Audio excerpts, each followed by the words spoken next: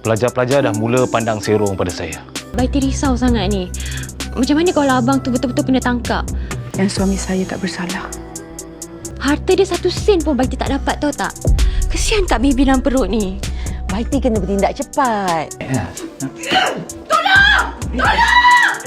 Dan berdoa agar bekas suami saya ni tak bersalah. Tahu? Abang kena buat ujian DNA test tu. Abang ni pun satu hal kan? Dah tahu nak kena tangkap tu, siap-siaplah bagi harta. Dalam episod ke-25 drama bersiri Doa Yang Menggelindung. Okey, Ustaz Irfan ni dalam proses yang mana nak membuktikan yang mana dia bersalah atau tidak. Itu atas keputusan mahkamah lah. Tapi Baiti mula cuak sebab dia ni sebenarnya kahwin dengan Irfan ada motif tersendiri. Dan katanya sebab harta, sebab macam ni lah. Dia bercakap macam seolah-olah Irfan ni akan masuk ke dalam, walaupun kita tahu memang Irfan ni jahat lah. Irfan ni kalau cukup bukti memang ke dalam lah. Tapi Baiti dia punya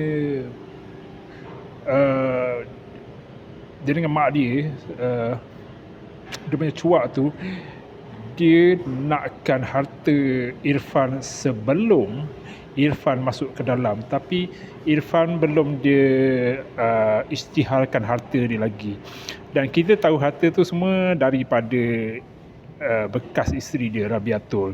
So Rabiatul pun dengar lah perbualan Baiti dan mak dia. So rasanya memang saya rasa Rabiatul tak boleh duduk diam bila dengar apa yang Baiti dan mak dia cakap. Dah lah dia kena cerai tu, dia rasa punca dia berpisah dengan Irfan kerana Baiti juga. So maksudnya Irfan ni tak adalah aura apa-apa, tak ada daya penarik apa pada Baiti ni. Ada benda lain, tak tahu, mungkin pada saya Irfan tu nampak handsome pada Baiti kerana ada harta. Tapi kalau tak ada harta dari Rabiatul tu, biasa-biasa je lah si Irfan ni. Okey, jumpa lagi dalam episod seterusnya. Sekian.